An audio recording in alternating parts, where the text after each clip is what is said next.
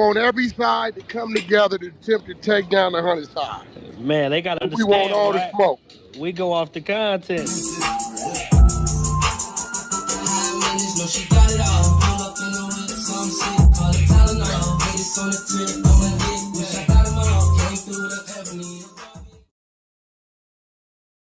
Three, two, one. Hey there, welcome back to the channel where we keep it real. No capping. I'm your host, bringing you nothing but straight fire and authenticity. Today, we're diving into 12 rooms that I got to promote. The 100 ENT showroom, hosted by Big Wack100. The Beehive room. Love and R&B room, hosted by the queen of the 100 side, R&B. No room for the weak. No mercy room. Spin the block room. 100 ENT jailbreak squad room. 100 ENT solve room. Petty Betty and Toxic Tanya room. Dangerous Minds room, hosted by Beast. Good Burger, hosted by Pitbull. Sleepless in LA, and many more. If you want to get closer or you want to be a part of the show, go to Clubhouse, follow one of these rooms, or you look for a room titled with Wack100. These particular videos all made possible by the one and only Wack100. Get ready to vibe with me as we explore the hardest topics that need some real recognition in the streets. Let's jump right into it and show some love to this channel by hitting the like and or subscribe button. So, without further ado, hold it down. One mic on Wack. After he cooperated. When new counsel came into the case, an effort was made to reopen negotiations for a cooperation agreement on December 31st, 1996. The undersigned met with you and the other representatives from your office, as well as designated assistant district attorney, to provide by way of attorney proffer information on numbers of topics where Mr. Heatley was in possession of information which he sought to share with the government. Once again, the proffered assistance was rejected. Your office plainly can decide who it wishes to sign to cooperation agreements or not. This is not the point here. Instead, the point is that Mr. Heatley was willing to assist your office in the prosecution of others and spent 5 days outlining that information and disclosing in detail criminal activities in which he had been involved. Although your office and the final analysis did not sign Mr. Heatley up, his demonstrating willingness to assist the government is certainly of circumstance that should be mitigated against a decision to seek his execution. It will certainly be circumstance that a jury would likely find mitigating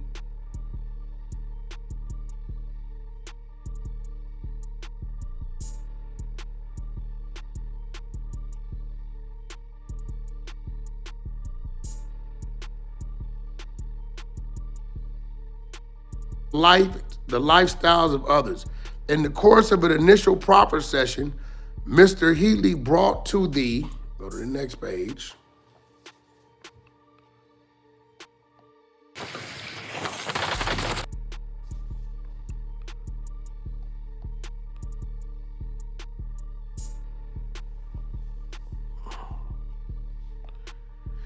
brought to the government's attention information about a plot to harm Detective Jay Mayer, one of the officers working on the investigation. The information was greatly received, especially by Detective Mayer, and it is believed acted upon. During the proffer session, Mr. Heatley also disclosed information he had learned about a plan to harm witness in an unreleased state kidnapping trial. Again, this information was received, treated as genuine and acted upon. Mr. Heatley continued to demonstrate a concern for the safety of others, even after the government advised him that his cooperation was not wanted. Specifically, on October 30 of 1996, Mr. Heatley was in a holding cell in the courthouse when he overheard a defendant in the ongoing Latin Kings prosecution discussion planned to have a female witness who had testified that day followed home from the courthouse and murdered.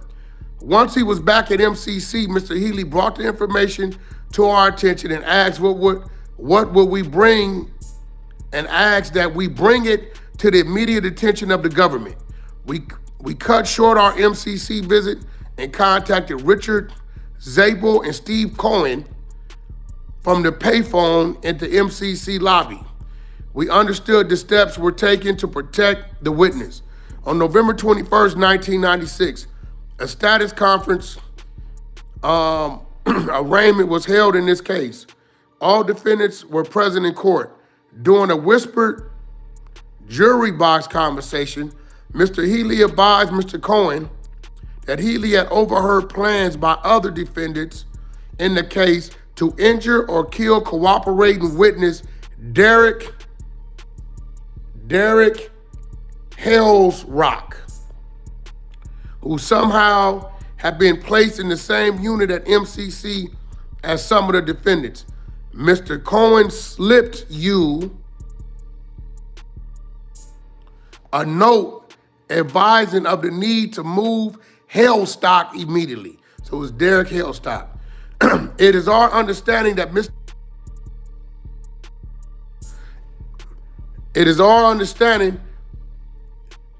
Hellstock was in fact moved prior to the return of the other defendants to MCC that evening.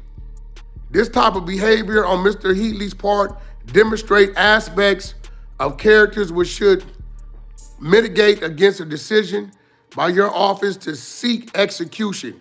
Once again, if we do get to a penalty hearing, information of this kind is quite likely to be seen as mitigated by the jury. Mr. Heatley is Preacher. I don't know Preacher. I've heard stories about Preacher, the Preacher crew. Those are you guys that have watched Paid in Full and remember the little boy getting snatched and his finger getting cut off and sent back. That was depicting some of the work of the Preacher crew. I heard they was a real savage crew, put in a lot of crazy work, a lot of horrific things. So, what we have just established is, yes, Preacher, Mr. Heatley, is definitely a cooperator.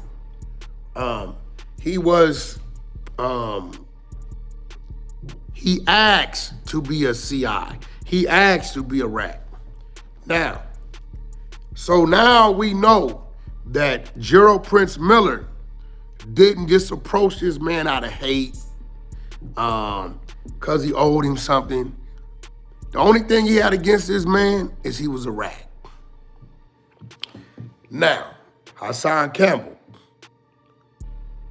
he's putting the narrative out there that this dude, Heatley, Preacher, because Prince called him a rat, knocked Prince out.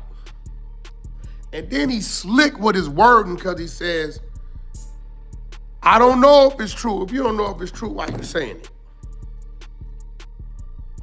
Wack has that paperwork too. Straight up. This West Coast standing up for a real New Yorker. You understand what I'm saying? For a real New Yorker, right? Prince ain't never did nothing wrong. We gotta call a spade a spade. The Supreme Truth, available on an all-black platform. 50 Cent is even promoting it. Ain't that something? You know, I wanna see some of you bloggers who get paid off of this man's name. Go put up the link, shout it out, promote it. Until you do that, stop asking Wack why he doing what he doing. Steel sharpen steel. So now that we have established that Prince did not approach Preacher under false pretense, that Preacher actually is a rat. Right? What we're gonna go over now is the incident report between Prince and Preacher. What the document that Hassan Campbell's insinuating that Preacher knocked Prince out for calling him a rat. U.S. Department of Justice, institution, USP Beaumont. Name of inmate, Miller Gerald. Register number, 10766-050. Date of incident, 6/18/2000. Time of incident, 12:05 p.m. Place of incident, compound near Unit 2. Assignment, unassigned. Unit CA, cell 229. Incident, possession, manufactured weapon, dangerous chemicals, explosives, fighting with another person. Here goes the description. On June 18, 2000, at approximately 12:05 p.m., I was standing on Unit CB landing, searching inmates for contraband. While standing on the landing, I observed inmate Miller Gerald, 10766-050, and inmate Heatley Clarence, 39015-054, began to attack each other with homemade knives. I then pressed my body alarm and reported that 2 inmates were fighting with weapons. I ordered both inmates to stop fighting and to get down on the ground. Both inmates continued to try to stab each other and did not stop fighting until a large number of staff arrived on the scene. These inmates were taken in restraints and escorted to the office. Hassan, nobody knocked nobody out. They stabbed each other up. Prince, because of the snitching, took off on Preacher. Prince is a real little dude. Prince might be 160 pounds. Preacher, very big dude. Here we go, y'all.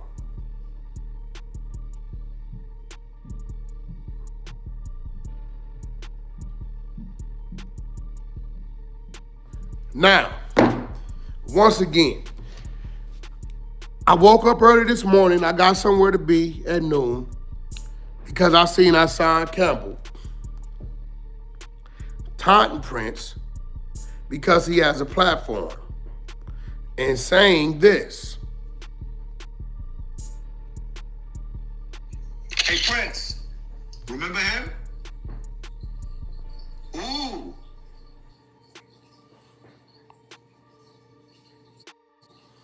Right here, since you talking, you doing a world tour, and you running your mouth.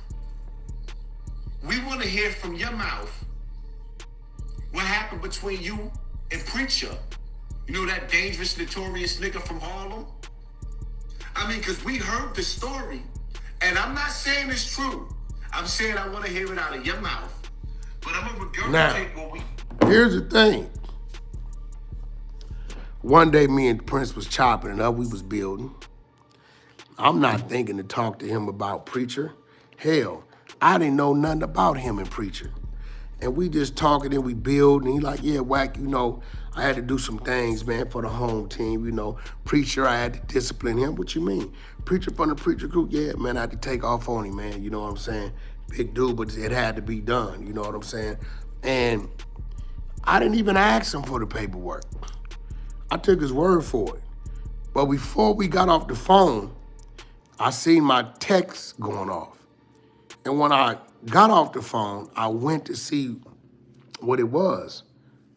And Prince had texted me all the paperwork.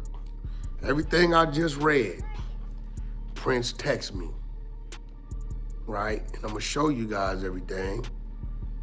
I know it may be sideways or so, but hey, y'all able to see it for yourself.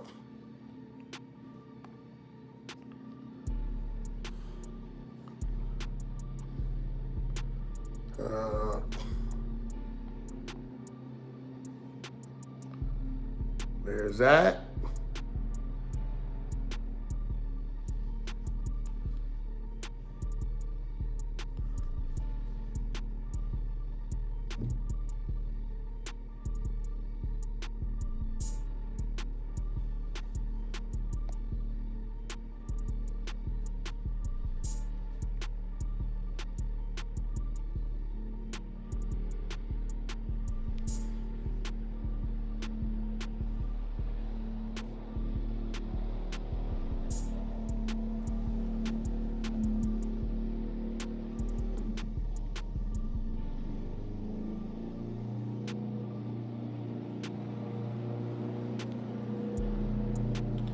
So, and again, Prince didn't get knocked out. He took off.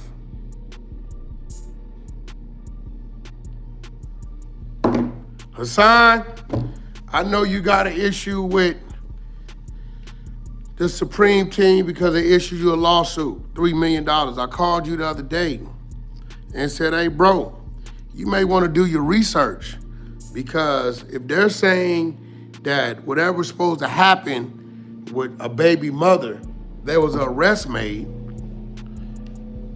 hire a PI to go pull the arrest. And if there was an arrest made, then the things you're saying is not slander. It's just facts off a document. But what you can't do, Hassan, is you can't go on a mission to just create stuff. I see you tried to cover yourself, but you put it out there as if, did Prince get knocked out? That's what it was designed to do. Again, I haven't spoken to Prince in a couple days. Pretty sure we'll speak today or tomorrow by the weekend.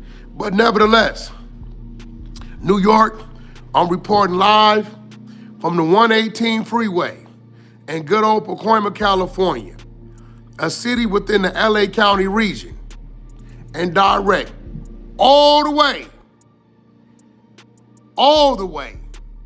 to the Bruckner, the West Side Highway, and the LIE. There you have it. Prince was well in his right to accuse Preacher for ratting because we got the documents. And Prince, as little statue as he was and is, took the time to find him some steel, sharpen that blade, and go at him. And Beaumont, USP, in the good old year 2000. The officer said they both had knives and they both were stabbing each other. And they stabbed each other until there was enough police there to wrestle him down to the ground and restrain him. No knockouts. Until next time, catch me on the 100 side of Clubhouse. Hit the subscription button, thumbs up, follow the lovely queen R_ANNB. Catch me at _ the 100 show. You can catch me on the 100 side of Clubhouse. Till next time, y'all be cool. Any of my fellow New Yorkers that need the raw and uncut, the real out, holla at me.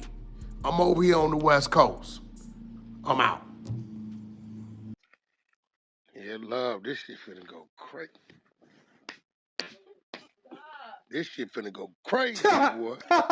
Yo, Hey, Wack, when you say, did he slap